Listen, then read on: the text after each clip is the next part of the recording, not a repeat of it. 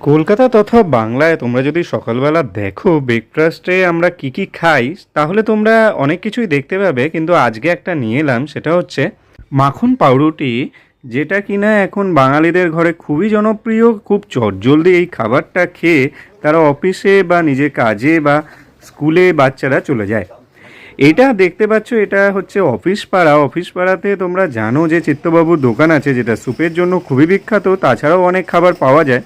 তো এখানে যদি সকালবেলা একবার ট্রাই করতে পারো, সেখানে এই পাউরুটির সাথে মানে একদম কাঠ কয়লায় তোমায় এটা সেঁকে দেবে, সেখানে একদম মুচমুচে যে পাউরুটিটা আছে তার উপর বেশ ভালো বাটারের মালাই দিয়ে সেখানে চিনি বা গোলমরিচ যেটা তুমি পছন্দ সেই পছন্দ অনুযায়ী তোমাকে দেবে। দাম মাত্র 10 টাকা এটা একটা পাউরুটি। তো সেটা তোমরা ট্রাই করতে পারো, সাথে তোমরা ডিমের অমলেট, চা বা ডিম সিদ্ধ নিতেই পারো।